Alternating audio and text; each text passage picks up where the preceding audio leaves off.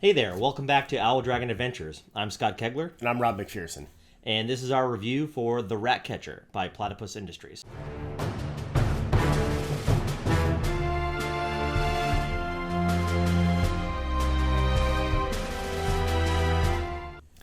So The Ratcatcher by Platypus Industries is a solo adventure game. It is, if you haven't played a solo adventure game, it is really exactly what you expect. We've talked about solo games already on the channel.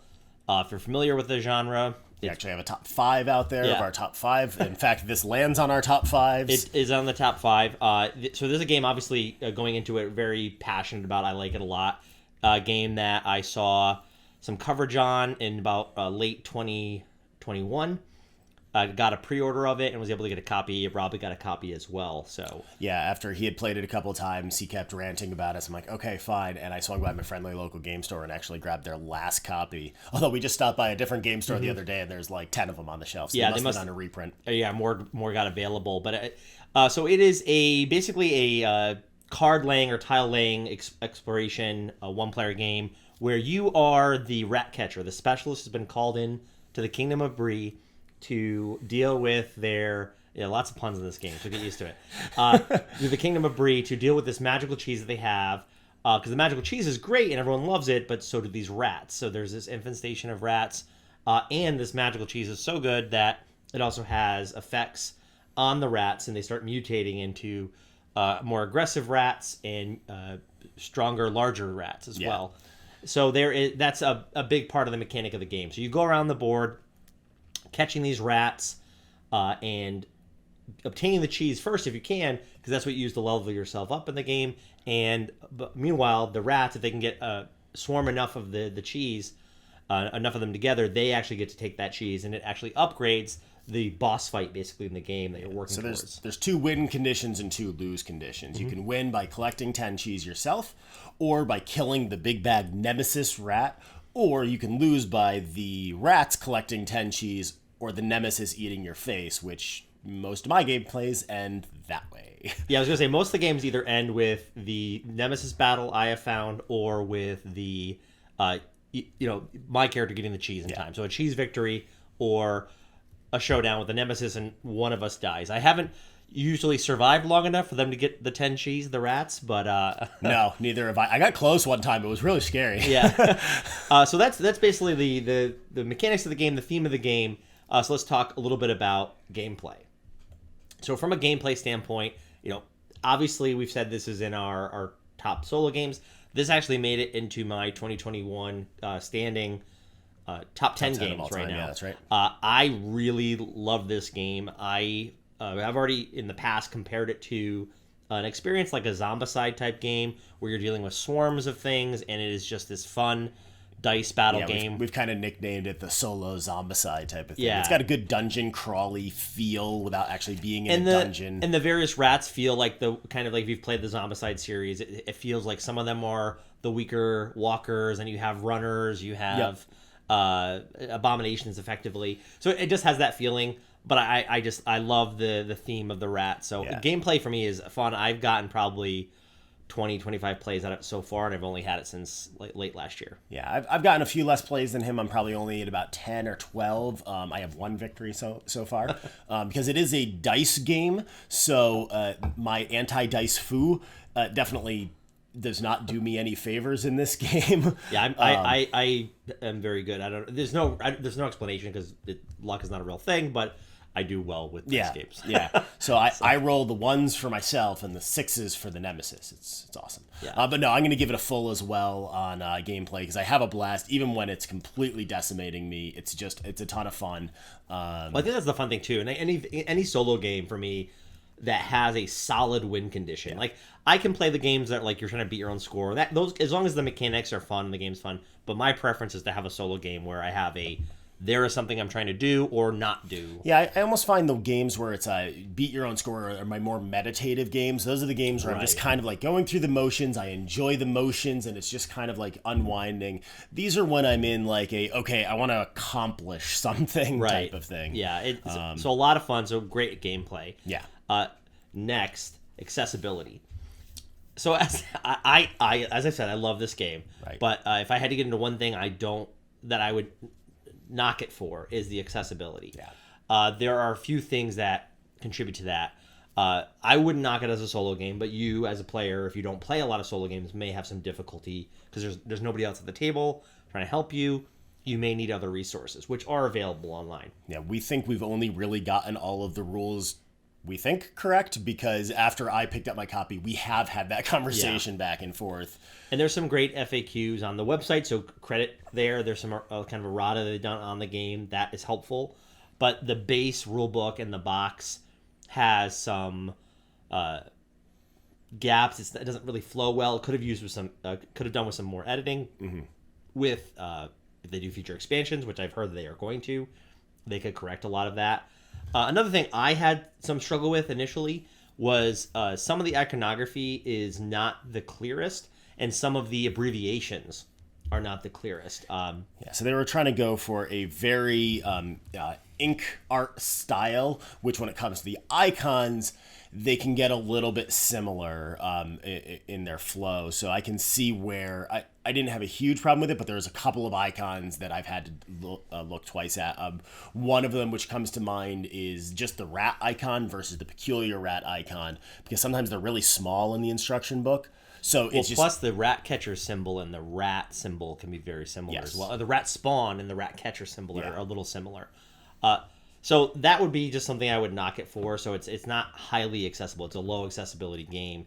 That said, I found the return on investment was really high because as I was getting through it, I was having more fun and having to go back less and less. Yeah, so I got to agree. It's going to be a low on accessibility. I am just going to give the nudge up from low just a hair because there is the attempt to correct that.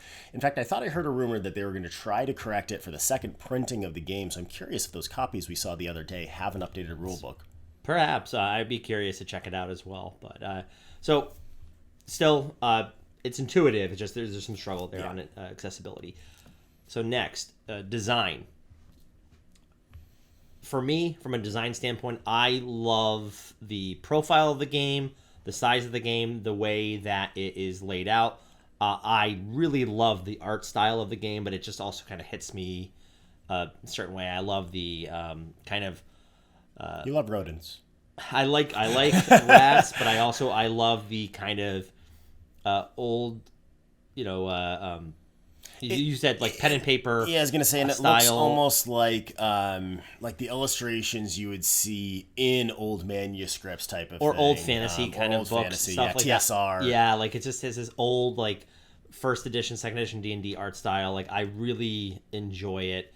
I love the drawings and styles of the different rat catchers. I love the drawings of the peculiar rats and the abominations. It's all very fun. For what could have been very dark, it also has this kind of nice combination of levity and I would say it's almost like adorable in its grotesqueness of this like Ratcatcher world. It's well, I'm not as infatuated by the ink style as Scott is. That's definitely his more his art style. It's really well put together. It's very tied together. There's no weirdness to the design, so I enjoy the look of it.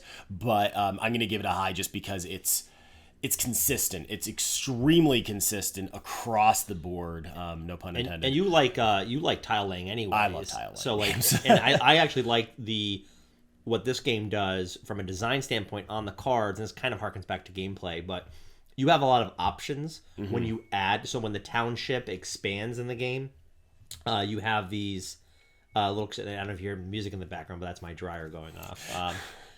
You can tell I have one of those music. Apparently, they all make music now. There's your diversion and window into the life of my house. But yeah, so the township cards, it's still going. So these township cards, you have a lot of options how you can lay them out. They have different arrows. As long as you're connecting at least 2 arrows, you can continue to expand this town in any way you want. So you have a lot of flexibility there. And what's cool is the expansion isn't always consistent or really even snowballing per se. So there's a lot of games that's like as you get more and more in, they're like, okay, you got to lay 4 tiles now you got to lay 5. And this one is whatever card you're standing on, there's a number on it. And that's how many you expand. So late in the game, because it's a shuffling mechanic, you could still be on a card that's only 2.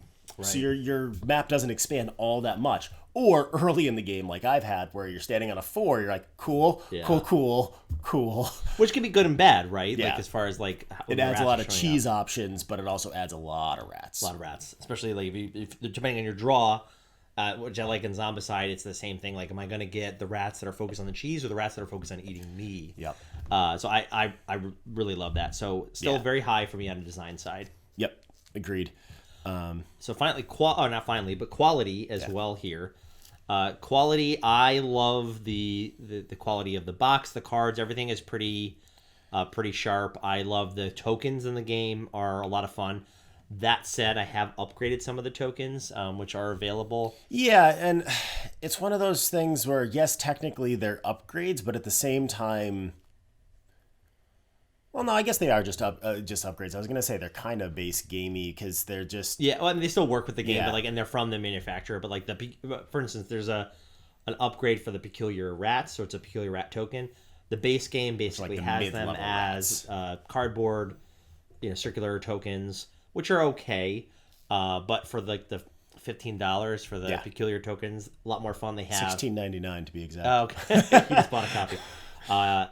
They are screen printed wooden tokens, which just look a lot better. Yeah, and they match then the Nemesis tokens and the Ratcatcher tokens. They just have a better board presence. And also from a quality standpoint and from a design, I guess, going back to that a little bit, I love that there are screen printed wooden tokens for the Ratcatchers and for the Nemesis rat. Yep. It gives the game its very own feeling. They're a quality token, but I don't have a lot of games that use this type of wooden token with a screen printing. What's interesting is that the base game comes with the cheese. It's these little plastic cheeses that have an amazing amount of detail. Like you can see the rind of the cheese, the little holes in the cheese. And then they have an upgrade pack, which just turns them into wooden blocks. And I'm like, how is that an upgrade? I think for some people, I could see it as an option, just because they are a little easier to see. But I agree. I think the base game's cheese tokens are... And they're sparkly. They're very, very in fact, cool it even looking. says in the box, sparkly magic cheese. Yeah, I get a kick out of that. Yeah. So again, high for me on a quality side. Absolutely, and it has one of my favorite quality things that you can add to a board game, which is a dual layered player mat. I love dual layered player mats, just both from an aesthetic standpoint and from a gameplay aesthetic, where if you bump it, you don't scatter everything. The only thing that I wish they had done that with is the Nemesis board, because you are constantly laying cheese on the Nemesis board, and there's no little slots for them. But it's a tiny little thing, and it doesn't. Actually, that's not true. I've bought my board several times, but it's so minor that I just can overlook it. But I love that attention to detail. As I just mentioned, the cheese is amazing. Yeah, it's definitely a high on quality. They put a lot of great quality control into this game. So last is value. So will this game hold up for me? Like, will you get your value out of the game? For what is about, I think retail, is like a $40 game. I believe so, yes. I think I got it for a touch under that, but when I had pre-ordered it. But for $40, I really find this is a high value game if you like solo adventure games. Like as I said, I've already played the game 20 plus times. Definitely got my money's worth out of it, and it's not a game that I'll see myself stopping anytime soon because of the modular aspects of the game. I can play a different Ratcatcher every time. I can face a different Nemesis. I don't know what the board's going to look like. I don't know what the resources I will have. And again, it's a conditional win, not a point chase, so you always feel like you're going for something other than just beating your last time. Right, just not a high score game, which is it's a scenario. Like, it just feels very different each time. And to put it in a little context, it's a 30 to 45 minute game. So when Scott's saying that he's played it 20 times, that means he's put in about 10 to 15 hours into the game. So already that's down to like $3 to $4 an hour for you. Right, and it'll continue to $3 to $4 is what we consider the point where it's like, yep, that's a good buy. It's when it's $5, $6, $7, $8 an hour. You're like, okay, maybe, but it's probably going to wind up somewhere down in the $1 an hour, if not less, by the time 6 months go by. Yeah, I'll be continuing to play this one in high value. It's can't say enough about that. So overall, where I landed with it, I think we landed on the same spot. Is this game for us is a 4 out of 5. There's a lot of love in this game.